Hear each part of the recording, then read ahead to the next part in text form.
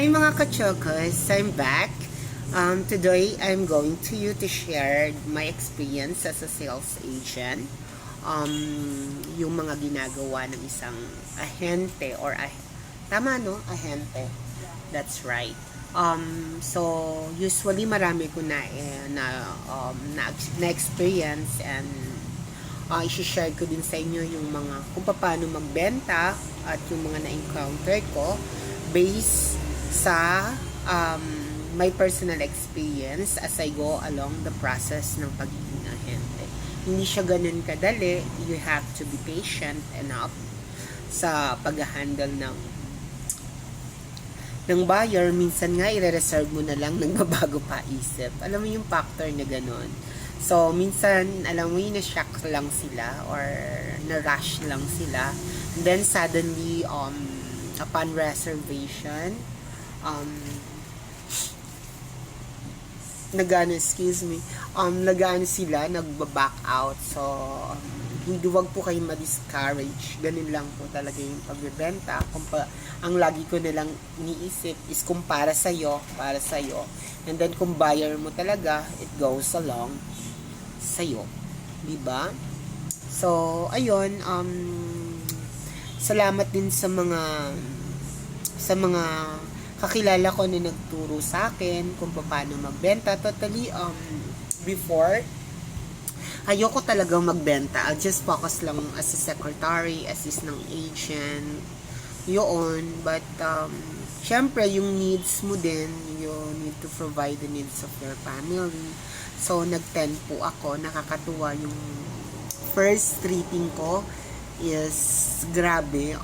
Hindi siya, parang nahihiya-hiya pa ako. I don't have confidence. Kumukuha pa ako ng lakas ng loob. But, sa pagpupush ng mga kaibigan ko, like Shay, pinush niya ako. And thank to her. Kahit maldita yon, okay lang, mabait naman. Shout out kay Shay na maganda. Ay! Ayun, thankful din ako sa kanya. I think if she is not influenced me to sell, I would not sell anything. Sa bahay, sabi niya kasi is nandito na din ako sa sales, so why I should not apply yung pagiging ahente kasi ako din naman yung nag-a-assist, may knowledge din ako about the computation, tapos yung location ng unit, yung mga binibenta, most probably is ako din yung nakaka-receive. Totally thankful din ako sa amo ko. Thank you so much, my boss. Mama Delpa, thank you if you're listening, and if you watch this video, thank you very much for allowing me to say it. Kahit papano, it takes talaga na malaking tulong siya sa akin, sa pamilya ko. Marami pong salamat. And then, ang dami ko natutunan really as I go along sa pag-ahente. Minsan nagtitripping ka, umuulan. Minsan nag-slide yung motor mo, nagkaka-aksidente. Thanks God din kahit paano naging independent. Independent dear. Yes, independent din. You should stand alone, diba? So, yun, thanks God din. Totally maraming buyers sa online. Magandang magbenta sa online. At least masasala mo talaga yung interesado tsaka sa non-interested. Kasi once na sinend mo yung computation sa kanila, sometimes hindi na sila nagre-react. While the other is nagsiset ng tripping, how much yung cost, how much yung cash, how much yung before cash, yung mga ganong factor. Alam mo na pag tinanong ka, so you have to prepare this location na maayos, maganda, that it will be pleasant and acceptable to your client. So, yun din yung dapat considerate mo. So, maganda yung bago palang establish yung binibenta mo. So, probably you could be able to get the corner. Usually, yun naman talaga kinukuha ng buyer. yung mga nasa unahan. So, they could be able to make a business on it. So, yun. So, napakalaki ng mga nauna. Like I was said uh, sa mga sinasabi ko, kasi usually may mga unang price kasi sila. So, yung unang uso ng presyo, it will be fine to avail. Kaya dapat kung nagpaplano kayong kumuha ng bahay, so at alam nyo na bago pa lang yung subdivision, take the opportunity and invest, because hindi po kayo lugi sa pag-invest sa lupa. Nag-escalate po yung value ng lupa, tumataas siya, hindi po siya bumababa.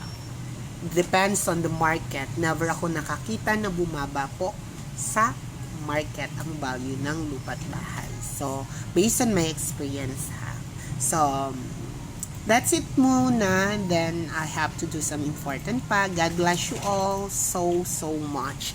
Keep on subscribing. Then, I'll be going to teach more about as a sales agent. Thank you. Hi, I'm back. I'm already reserved some unit in Deca Park. What I did is to pay the reservation fee. Yes. Be careful lang po din sa location, especially yung mga agent. Dapat aware din sila sa location na kinukuha ng buyer nila as much as possible. Kung maaari, kung magti-tripping po ang mga agent, so probably kailangan nila ng mapa to locate the location. Minsan po kasi hindi pa nakatayo yung mga nire-reserve namin, so para lang po ma-rest assured yun na yun talaga ang kinuha ng buyer at hindi po at the end magka-problema. So usually ang salesperson ngayon, it's not so easy kasi nagpapa-credit na din sila sa PRC, meron na din po silang mga lisensya. Like what I did, I already applied my application in PRC. Hopefully it will be ended up by next 2 weeks. I'll plan to be there sa PRC, not sa PRC, I think sa PICC na lang ako kasi magano kami manunumpa regarding dun sa obligation siguro yon, or regarding dun sa responsibility ng salesperson. So you should be sa mga tao na naghahangad na maging agent ng isang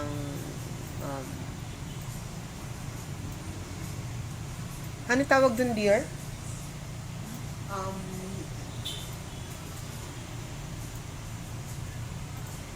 I forgot that term.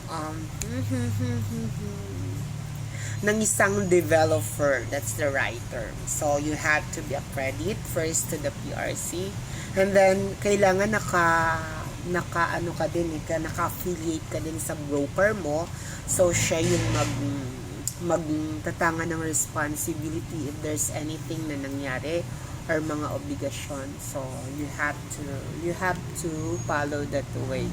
So first you have to attend the seminar regarding sa sales agent. So kailangan na may knowledge ka, so they instruct us regarding sa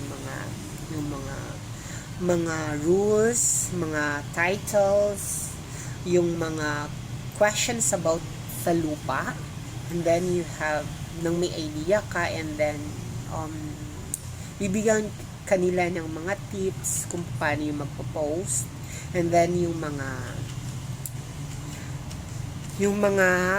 laws or batas, yung itinatackle din doon yung Maseda law na tinatawag. So sa mga nag-i-agent, usually yung iba naman is nagre-refer na lang at ayaw mag-assist just because wala silang lisensya.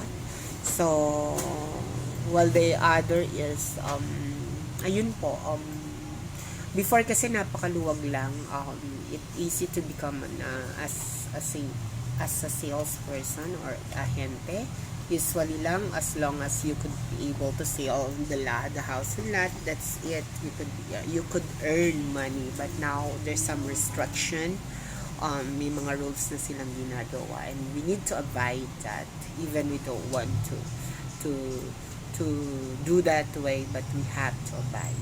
So yun po, totally it's not so easy. All you have to do is to syempre mag-invest ka din para sa sarili mo.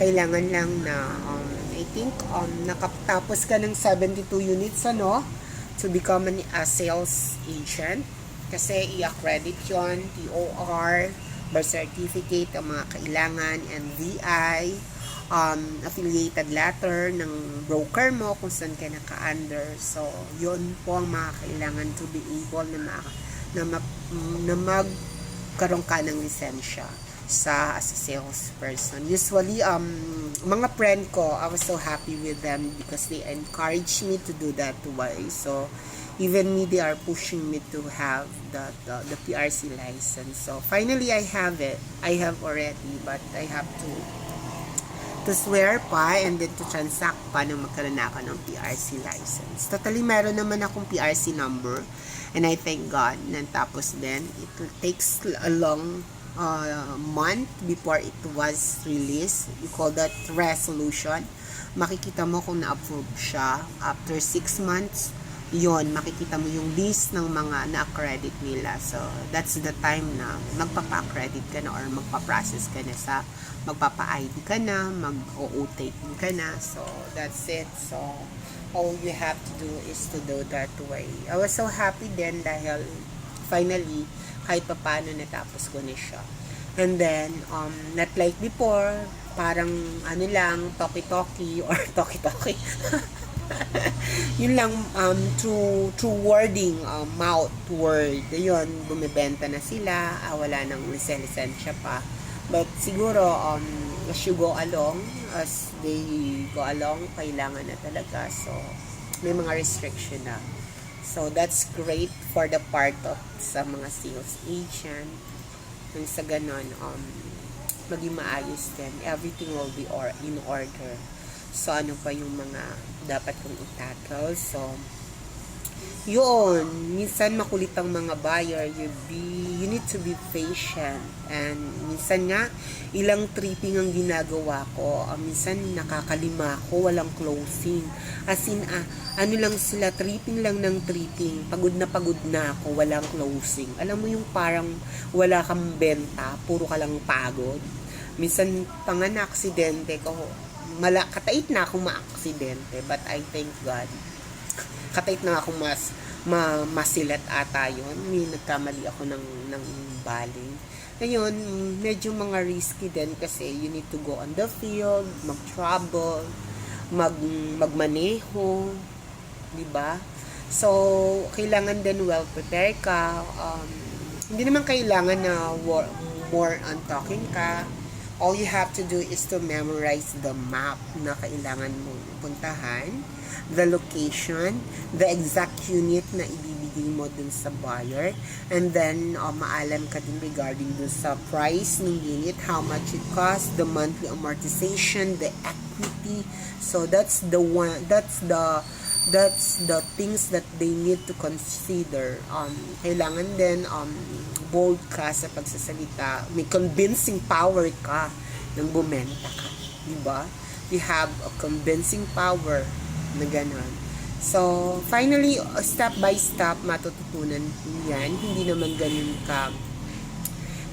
ipitik mo lang siya, then finally, you've learned. Hindi po, it's step by step. Before ako din, hindi ko naman alam to. I don't know kung bakit ako napunta dito. As it was a surprise, and finally, I did. Thank you, Lord. Ayun. So, that's it for the moment na i-share ko kasi masyado nang mahaba. The rest of the subject that I'm going to tackle, I'll be going to share it to you.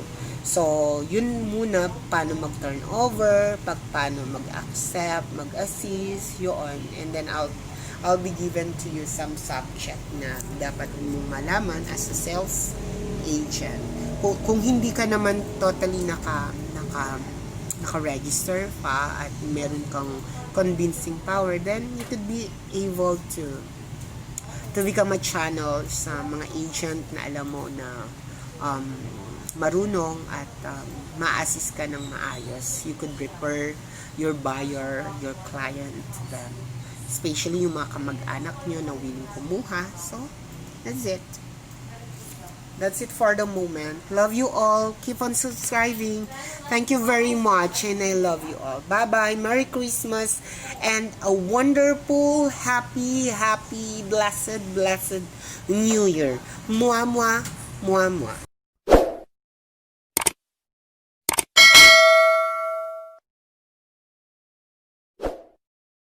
Hi mga kachokas. I'm back. Totally I'm at work. I'm working as a secretary. O, tingnan mo. Ang ganda. Ito yung na-disgrasya ako sa motor. Grabe. I thought na bali yung aking kamay. But I thank God. Dahil maayos naman siya. Praise God. I'm still okay. Kaya lang po ang pangit ng kamay ko. Talagang nangitim po siya. Though it's a grudges or ano lang siya.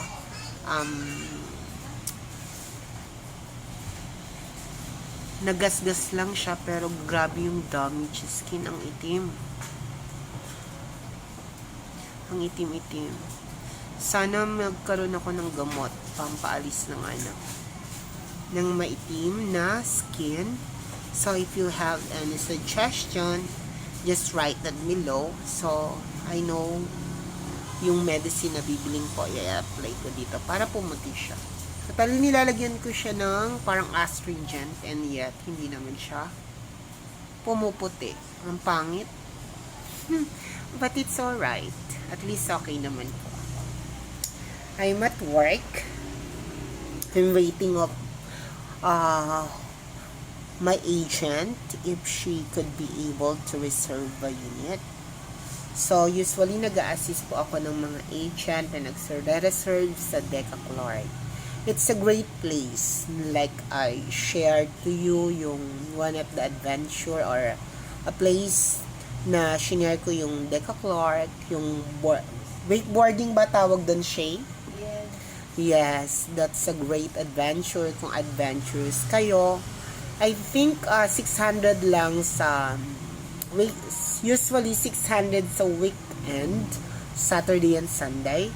While yung usual or normal na day, ito cost 500. So, if you are interested, so I think i-scan lang yung yung parang, anong tawag doon, dear? May i-scan sila tapos i-direct nyo daw sila sa page. Anong tawag doon? Logo, yung parang logo na black. Alam mo yun? Yung parang sa sa Viber? Oo, sa Viber. Ano yung yung ini-scan sa ini-scan sa Viber? Ano tawag doon? Logo ba yun? QR code? Ayun, QR. QR? QR code. Yes.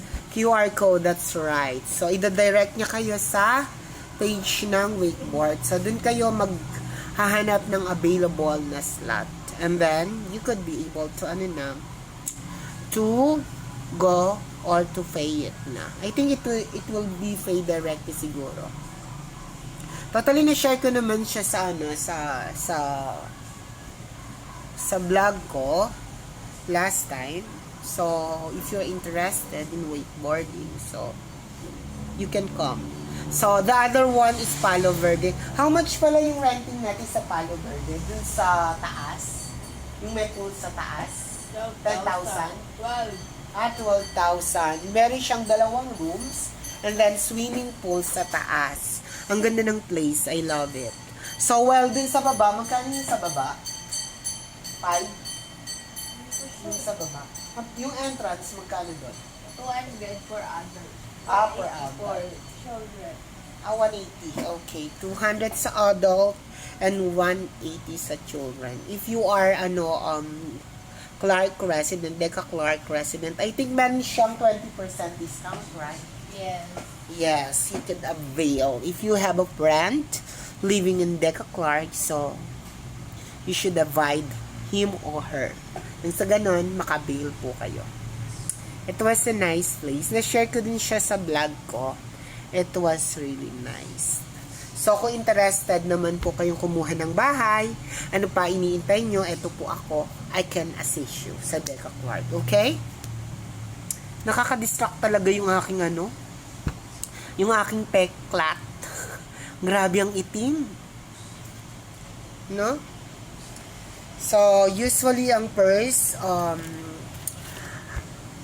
na ginagawa namin, if there is a client, so, especially kung nakuha namin siya sa Facebook or through internet, so, probably, isasend namin yung price.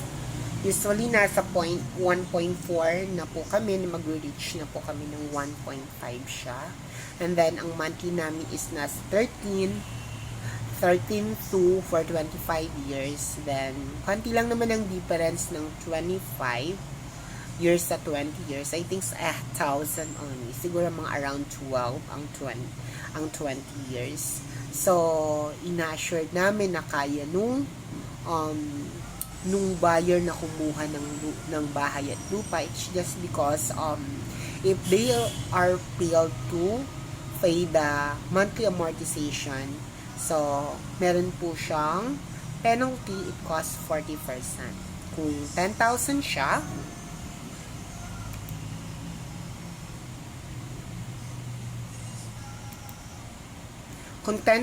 siya, ang monthly mo is 10,000 times 40%.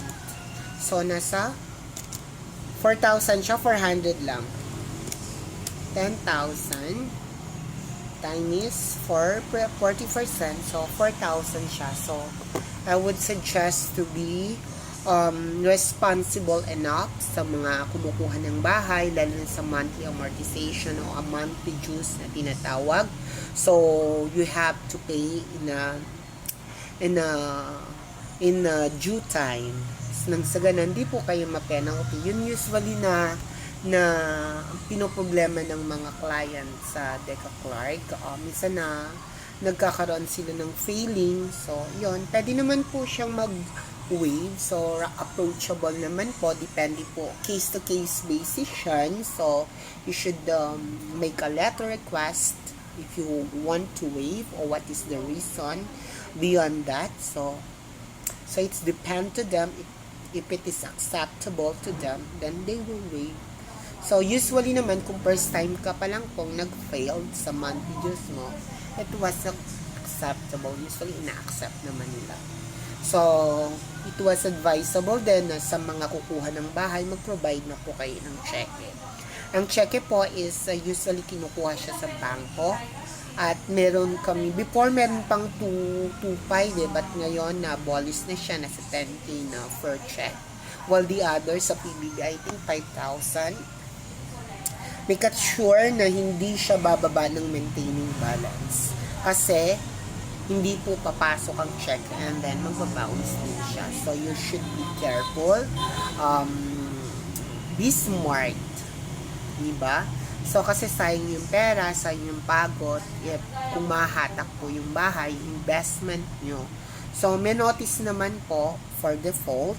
They will be given to you a default letter. So, you should be respond sa mga ganong bagay. Sa credit and collection po yun. Welcome sa marketing. So, if there's, kung meron po sa inyo na kumuha ng bahay na problema kung saan pupunta regarding dun sa payment. So, credit and collection po. Located na po siya, hindi na po sa Tri-City Building o sa Barangay Salapungan. Sa Deca Clark na mismo po siya, sa loob na mismo, dun sa wakeboarding, malapit po dun. Doon na po ang payment section natin to be informed sa mga taong kumuha at nanonood nito, lalo na dun sa mga kumuha ng bahay. So, you should pay yung payment nyo if ever na hindi siya applicable sa cheque or nag-bounce yung cheque mo, direct po kayo doon. Yes. So, back to topic po tayo. Sa reservation po, nag-initiate po kami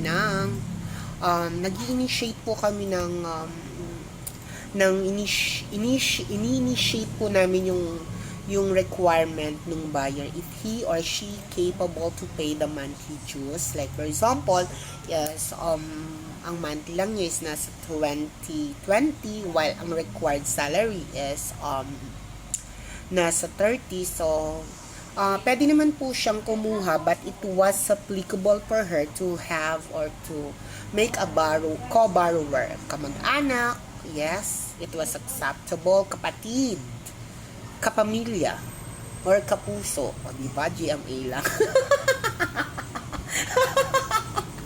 Natawa ko. So, ang mga requirements po namin sa mga kukuha ng bahay, so, should have a valid ID. So, passport, ang primary ID po namin na ina-accept is company ID, consider as a primary ID. Passport, SSS, yung sa SSS na ID. What else? Government ID. Lahat po ng government ID maliban sa Clean ID, PhilHealth, consider as secondary ID. While yung iba po is mas advisable po kasi alam niyo naman po kung primary ID yon, once na passport siya, SSS, a postal ID consider as a primary ID. Yes. So, kung kukuha po kayo ng bahay sa DECA, I would suggest na mag-provide po kayo ng valid ID together with the proof of income in your company. Naka-indicate po doon yung monthly allowances or housing or food allowance, free lodging, kung ano naman po, kung exact amount. So, it was indicated kung magkano po talaga yung nare-receive nyo. Nang sa ganun, ma-evaluate po namin kayo ng maayos. And then, so after that, you should have birth certificate and also the check. So, we'll be giving you a referral where you could be able to open a check. Usually, I prepared PBB or East West Bank. Sometimes, UCP Bank, yes. Minsan kasi meron silang promo, it costs 1,000 to open a check. I don't know if it is available pa, pero one of my buyers got that check, 1,000. So, what they should do is just to bring the proof of income, proof of billing, ID, PIN ID, if ever. And then, depends po sa bangko. Usually, may iba naman na very considerable regarding sa pag-open ng check. But, i-guide po namin sila and we will be assured na well-guided po sila. And then, coordinate lang po. Tapos, cooperation, wag pong high blood. Kasi, pag high blood po is, yun po. Wow, kailangan ko lang eh. Ito nga tulog eh. O, ne. Okay, salamat. Yes po. Probably by, be calm lang po if ever na magka-problema. Lahat po ng problema, it will resolve in a nice way. And don't threaten us, yung mga tao na nananakot. Salit na ma-assist po namin kayo ng tama, kung tatakutin nyo po kami. So, it was unfair in behalf sa part namin. Tapos, marami kami na-encounter na ganyan. They threaten us. Grabe. Hopefully, hindi ko sila totally binubuli. I just telling the truth that they must be considerate po sa nangyayari. Hindi din po namin sinasadya yung mga pagkakataon. If we could not be able to explain well, but as far as we can, we could be able to explain it detailed na kung saan may mga changes lang po, unpredictable changes na nangyayari. So, hopefully na makater pa rin po namin kayo ng maayos dahil part po yan ng agent ng ng part ng agent. Totally, dapat ang agent maalam din. They are responsible enough. They could be able to assist yung buyer ng maayos. Nang sa ganun, hindi din po tayo nagkakaroon ng problema. Hindi lang lahat inaasa sa mga secretary. It was hard sa part namin, lalo na kung ang agent is he or she is not cooperated with the buyer. So, probably kami po yung magre-response. Kaya lang ang problema kung masyadong hard-headed, yung matigas ang ulo po ng buyer, they are not listening. Doon lang po nagkakaroon ng problema. So, totally naman wala pa akong ganong na-encounter. Lahat naman ng buyer namin, mababait po sila. I thank God. At and then after po kayong makapag-reserve, ang first reservation po namin it costs 10,000. Ang first, then after a month, yun po yung equity na tinatawag 3% ng value. Usually 10% po siya, kaya lang yung 3% usually is na free na po siya. So, hindi po yun babayaran. Yung 7% na lang po. So, it will be divided into 8. So, usually, ang equity namin, meron po kaming 10,000, meron din po. Depende po sa case to case po yan. Depende po sa unit na kinukuha nyo. At hindi po applicable yan sa lahat. So, depende po sa computation na in-avail ninyo that time. Yun po yun. So, swerte po yung mga nag-invest ng maaga sa wakeboard, sa Dega Clark, which just because mahal na po siya. Ang dating reservation po namin is nasa 10k lang ang value ng bahay, nasa 450, parang may nakita pa ako 9, but ngayon nasa 1.4 na po ang value ng bahay. It was surprising dun sa part ng mga buyer kasi nasa shock sila dahil that time nung nag-avail sila, they thought it was the same price, but now hindi na po. So far, cut ko muna po. I have to do some important matter. I have to reserve na po yung unit na in-avail ng client namin. God bless you all. Love you.